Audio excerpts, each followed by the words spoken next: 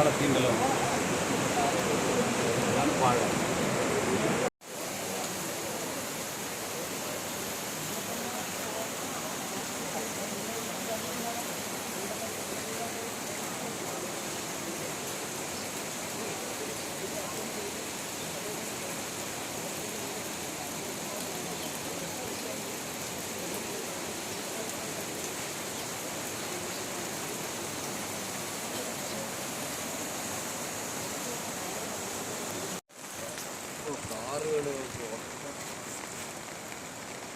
ഇത് പ്രതീക്ഷിക്കാത്തൊരു സ്ഥലമായിരുന്നു അല്ലേ?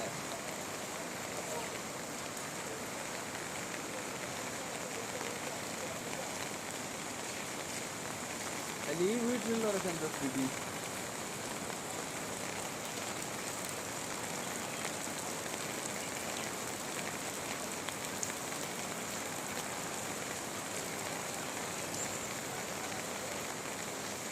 ആ വീടൊക്കെ ഫുള്ള് പൊളിഞ്ഞു പോയിട്ടല്ലോ.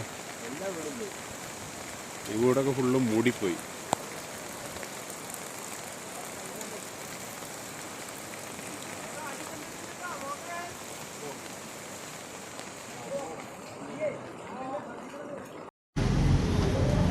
കണ്ണ, ബിജു, ഷൈനി, സിമി എല്ലാവരും സുഖമല്ലേ?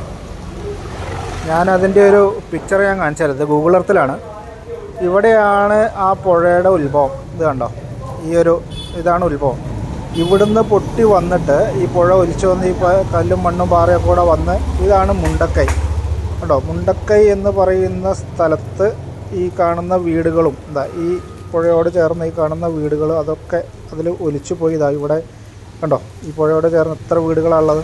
ഇതെല്ലാം പോയി നേരെ വന്ന് ഇതാണിപ്പോൾ നമ്മൾ ന്യൂസിൽ കണ്ടുകൊണ്ടിരിക്കുന്ന സ്കൂള്, ആ മരം, ഇതൊക്കെ. ഇതിൽ ഈ ക്രോസായിട്ട് കാണുന്ന ഈ ബിൽഡിംഗ് മാത്രമാണ് ഇപ്പോൾ അവിടെ നിലനിൽക്കുന്നത്. ബാക്കി ഇവിടെ ഇത് മൊത്തം പോന്നു.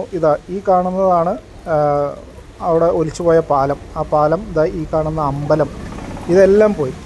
ഇത് പോയി അവിടുന്ന് നേരെ വന്ന് ഇത് കണ്ടോ, പുഴ വരുന്ന വരവ് കണ്ടോ, ഇതിലേ വന്ന് ഇവിടെയാണ് സൂചിപ്പാറ വാട്ടർഫോൾസ്. ഇത് കണ്ടോ, ഈ സൂചിപ്പാറ വാട്ടർഫോൾസ് അങ്ങോട്ട് ചാടിയിട്ട് നേരെ അങ്ങോട്ട് കണ്ടോ, താഴേക്ക് ആ ചാല് പോകുന്നത് കണ്ടോ.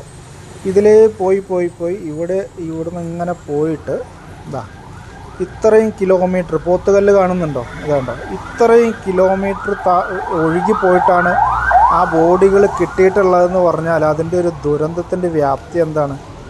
അത്ര ദൂരം ആണ് ബോഡി ഒഴുകി പോയിട്ടുള്ളത്. നമുക്ക് ചിന്തിക്കാൻ പോലും പറ്റാത്തത്ര ദുരന്തമാണത്. ഇനിയും എത്ര ആൾ കിട്ടാനുണ്ട് എന്നുള്ളതാണ്. വല്ലാത്തൊരു കഷ്ടം തന്നെ അല്ലേ?